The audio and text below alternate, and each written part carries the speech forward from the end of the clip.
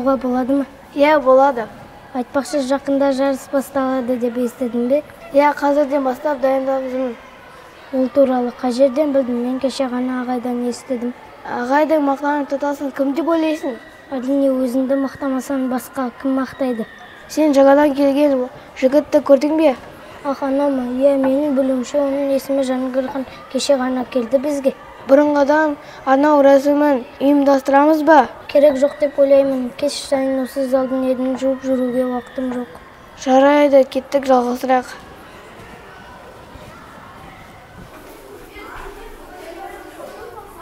Айым сонда не айтты?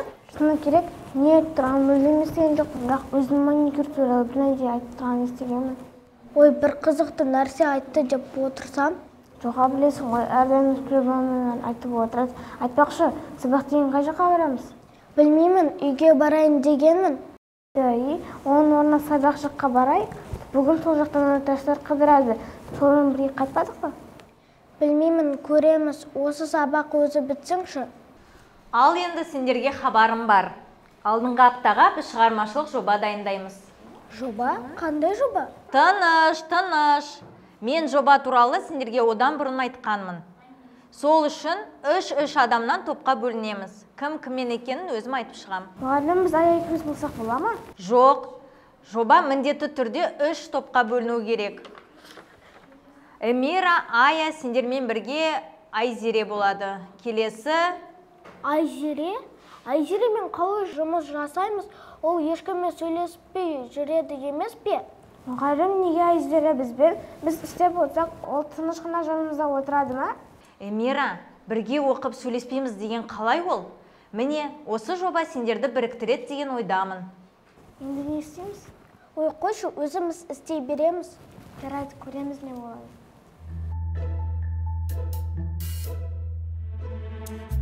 Қандай жоба жасаймыз?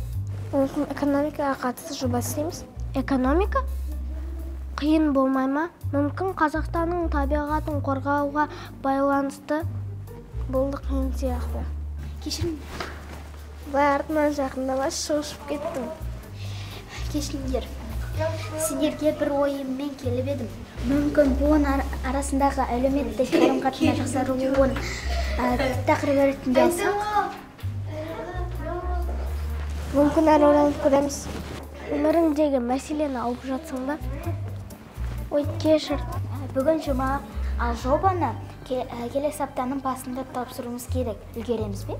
Біз өзіміз істей береміз, сен қатты уайымдама.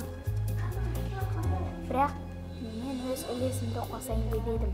Иә, жарайды. Біз сенің өз үлесіңді қосқаныңды айтамыз, жарай ма? Эмира, кеттік, үлгермей қаламыз.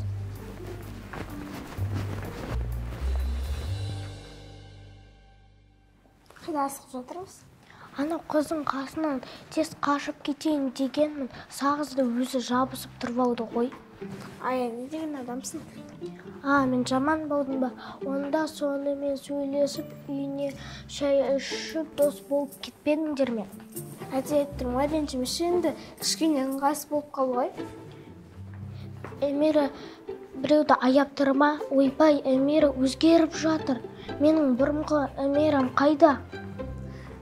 Қойшы енді, әйтпесе тағы мақтап қоятынды деп тұрсың.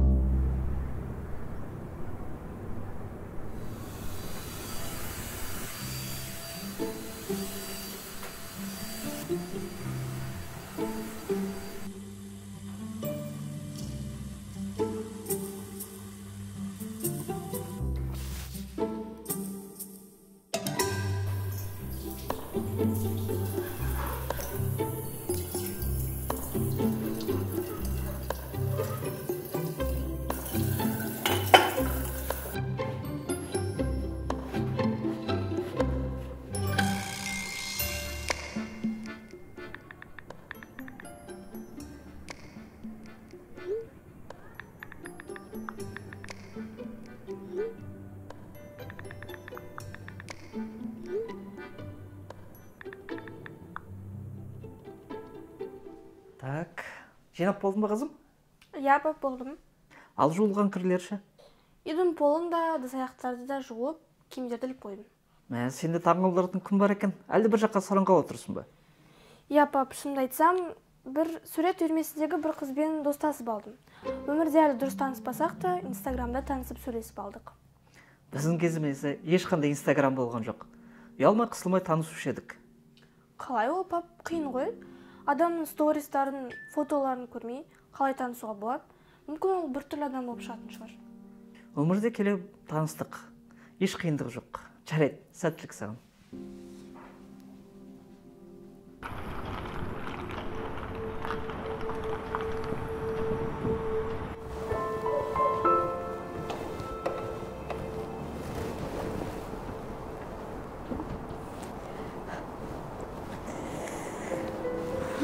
Азере, сәлем, қалайсың? Бәрі жақсы ма? Үнсіз отырған несі? Иә, бәрі жақсы. Шынымды айтсаңшы, көріп тұрмын ғой. Біреу сені ренжіткен секілді. Әлде үйдегілермен сізге келмей қалдың ба? Жоқ, үйдегілердің бәрі жақсы. Мен ешкім ренжіткен жоқ. Онда не болды? Мен жаңа мектепке көшкен кезде сенен басқа құрбы таппадым. Мені шектетіп, кабинет қай жерде екенін сұрасам, маған назар аудармай жауап бермейді. Мен сені түсінемін. Өзім де жаңа үйірмеге қатысып жүрмін. Кіммен сөйлесетінді білмеймін.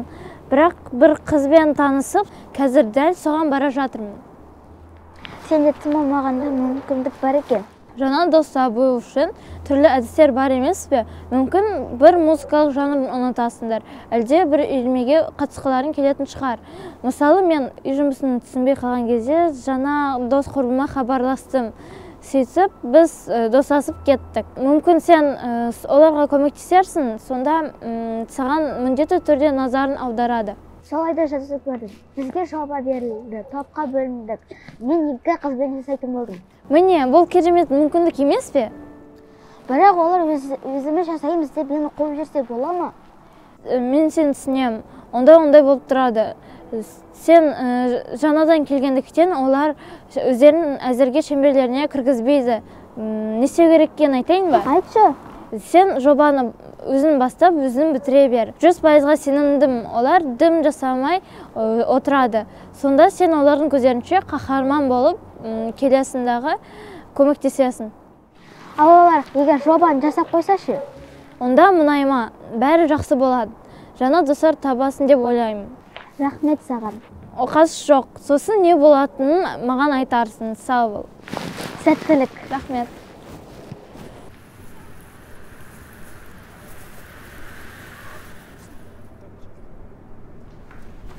Ағай айтқан ертең жарысқа іріктеу болады дейді, дайынсың ба? Әрине дайынмын. Маған осында біреу қарсылас болуға лайықты деп ойлайсың ба?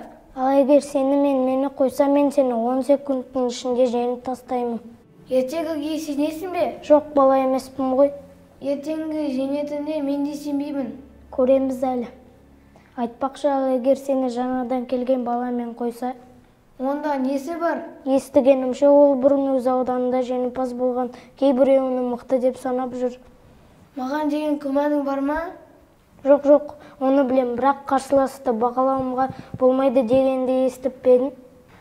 Жәнібек, күмәнің болмасын, ұқтың ба? Жарайды, ұқтым. Кім қызықсыз болды, оның орнына үйде отырмадық па? Сен жақсы жағынан қара, кішкене серігіп келдік.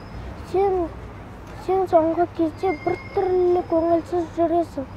Бәрі жақсы, бірақ әзірген сөйлескеннен кейін өзім бір түрлі сезіндірмін. Қойшы болды, есіңе алмашы. Ол ренжіген жоқ, ренжісе бізге айтар еді. Бұлай қарасақ, не үшін ренжиді? Өзі де түсінген шығар деп ойлаймын. Жақсы. Сонда да біз істегеніміз дұрыс болмады. Эмира, не дұрыс екеніңізді білмейміз. Сондықтан ренжісе барып кешірім сұраймыз. Жарайды. О, Жаңғырхан, сәлем, қалайсың? Көріспегімізге көп болды. Сәлем, Ая, өзің қалайсың? Мадияр қалай? Ая, бұл кім? Танымай қалдың ба? Бұл Жаңғырхан ғой? Да, мен көшеде тұрамын. Бұрыннан сен кіммексің? Осы жұмада көшіп келдім. Мектеп туралы енді шешіп жатыр. Тек қана залда жұмыс істеймін. Іште екен танысқаныма қуаныштымын. мен деп. Мен кете берейін, кешіріп жатырмын. Иә, әрине, көріскенше. Жұбан, не болды? Мен негізін қазір білмеймін. Уайымдама, өзім істей беремін. Рахмет, бірден алатын болдым. Жарайды, онда мен барай берейін. Жарайды.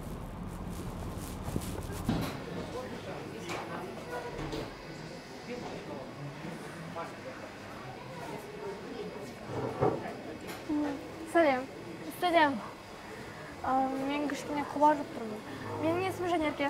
Иә, біз таныстық емес пе? Менің есімім Бегайым, танысқаныма қуаныштым. Мен де. Қалайсың негізі? Жақсымын. Ал сен қалайсың? Менде де бәрі жақсы, рахмет. Сен заказ бердің ме? Тек сок қана алдым. Біреу саған. Рахмет. Ас болсын.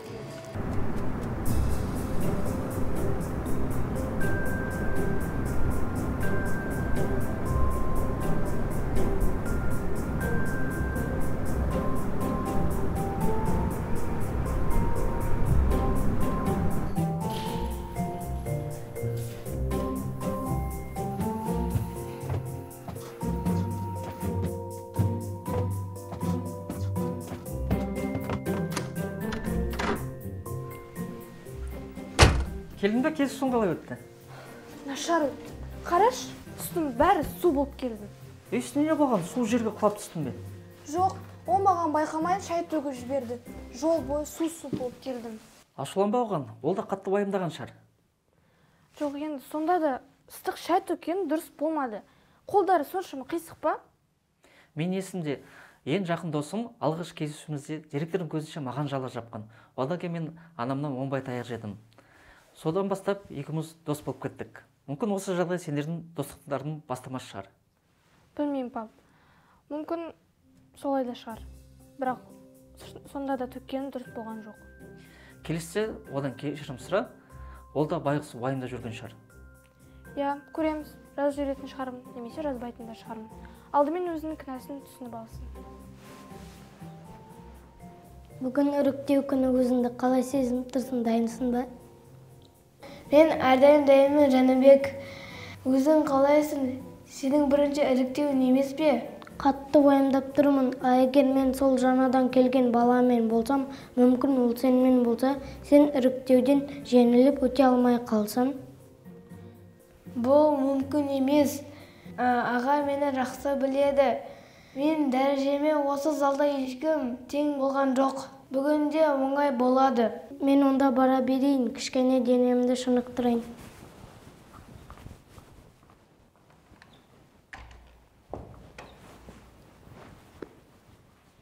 Естігенімше сен басқа жарыстарға қатысыпсың.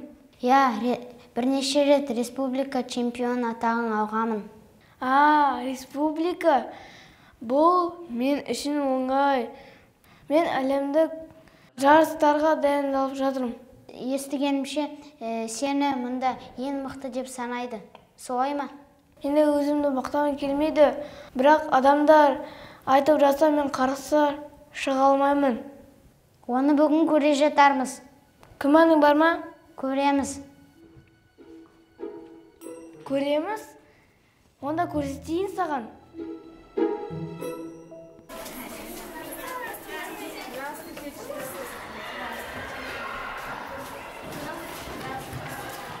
Қарашы ағай Жәңгірханмен сөйлесіп жатыр. Неге күліп жатыр екен? Олар екеуі жақсы қарым-қатынаста екенін білмедім. Мүмкін ағайдың сеніміне кіргісі келіп жатқан шығар. Менің орнымды тартып алайын деп жатыр ма? Мен барып сөйлесіп келейін. Ағай, ассалаумағалейкум. Сәкен, уағалейкум ассалам. Келдің бе? Дәл уақытына келіпсің. Жаңғырхан, міне, Сәкен сен қарсыласын. Қалай сонда ағай? Ол жаңадан келген емес пе? Мақтарақ адаммен шығуға болмайды ма? Сәкен, чемпиондық рухынды көріп тұрмын, жарайсың. Бірақ бірінші Жаңғырханмен шығасың. Егер де Жаңғырханды ұтсаң, онда тура іріктеуден өттім дей бер. Қорқып қалдың ба? Бұл мен үшін оңай іріктеу болады. Онда бастайық.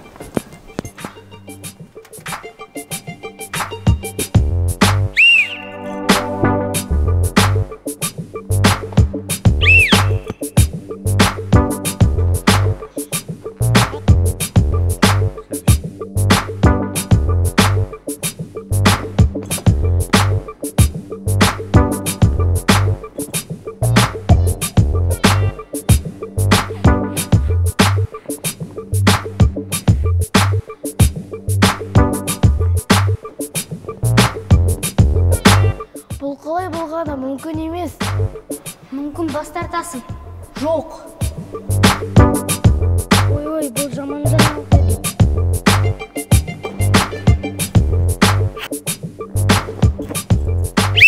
Сәкен, жарайсың. Так, Жанбек келесі. Тұр. Дайынсыңдар ма? Аха, бастаймыз. Сәкен, молодец. Все, жақсы.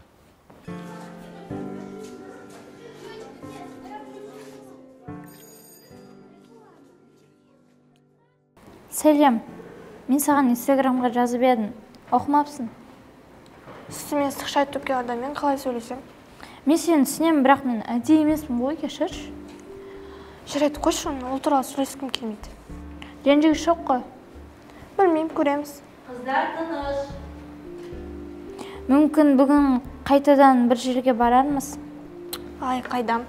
Сорып алсам, оны да үстіме төгетін шығарсың. Әлі де ренжіп отырсың ба? Жоқ, мен жай ғана болатын нәрсені болжап тұрмын. Ал болды, жұмысымызды аяқтаймыз. Менде сендерге хабарлама бар. Қандай? Видео тапсырдыңдар ғой? Иә.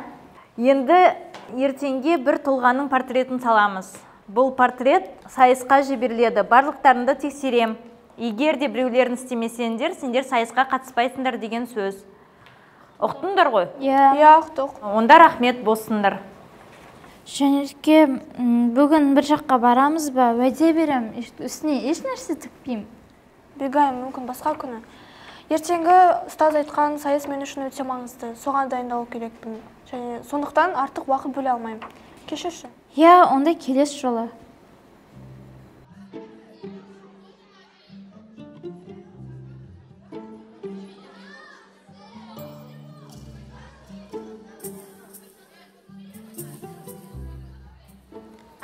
Ая, неге телефон алмайсың? Қайда жүрсің өзі? Сәлеметсіңдер ме, балалар? Сәлеметсіздер. Қалайсыңдар? Жақсы. Жобаны барлықтарын дайындап келдіңдер ме? Иә. Жақсы, жарайсыздар. Дайындала беріңдер, қазір жобаларымды тексеремін. Сабақтың басталуына 10 минут қалды. Қазір келемін.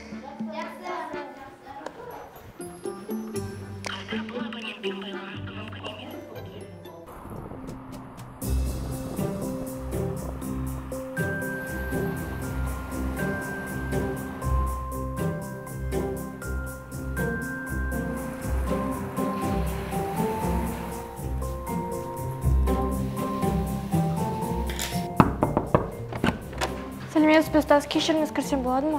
Кіре ғой. Ал балалар, суреттеріңді дайындандар. Жанерке, сен суретің қайда?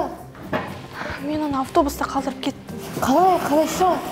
Өзіме түсінбей қалдым. Осы жерге жақындап қалған кезде ғана есіме түсті. Енді жұмысымды сайысқа қабылдамайтын болды. Мені қынал. Сен жұмысыңды? Қалай алам?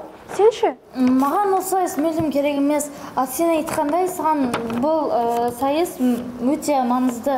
Бірінші этапты өтсең, келесі этапты өзің жалғастыра бересің. Жоқ, рахмет, мен бұны ала алмаймын. Ал қыздар өз жұмыстарыңды көрсетіңдер. Жанерке, сен жұмысың қайда? Ұстаз, мен өз жұмысым. Ол мен жай қарап отырғам, әдемі екен. Шынымен де әдемі екен. Жарайсың, Жанерке.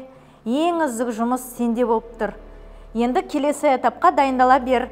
Ал осы суретті сайысқа өзім іріктеймін. Жарайсың. Ал енді кім дайын? Бегайым, бұл не істегенім? Мен сенен сұрадым ба? Мен саған көмектестім, болма сен алғысын. Рахмет саған, бірақ бұның маған қажеті емес еді. Мен егер де этаптан өтпей қалсам, өзім кінәлімін. Мен саған көмектестім, болмаған өте маңызды болды. Рахмет. Мүмкін бүгін бір жерге барып қайтармыз. Әрине, маған тағы да ештеңе төкпесең. Ант етем, бұл жолы төкпеймін.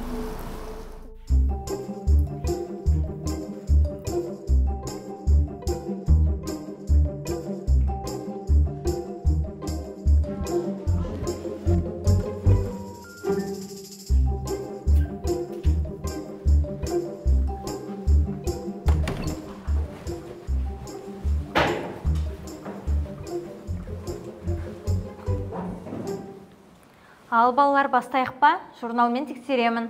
Кеттік. Ая, сен үшін екі алатын болдым. Мира, Ая, Айзере, дайынсыңдар ма? Иә. Мұғалім, бүгін Ая жоқ. Иә, оның анасы маған хабарласқан, ауырып қалыпты. Онда Аясыз бастаймыз, дайынсыңдар ма? Иә, мұғалім, біз дайынбыз. Қандай жоба сендерде? Адам арасындағы қарым-қатынастық тақырыбындағы жоба. Керемет, дайын болыңдар, сабақтың соңында тексерем. Жақсы.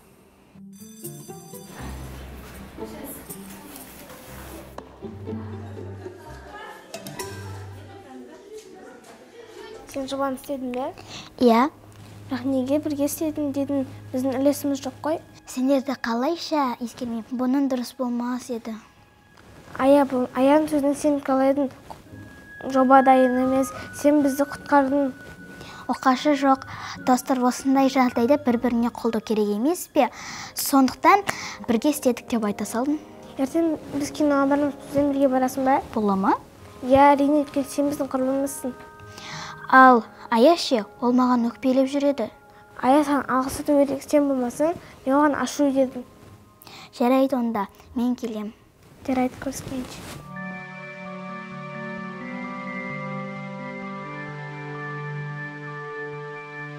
Жәнібек, енді маған деген күмәнің болмасын.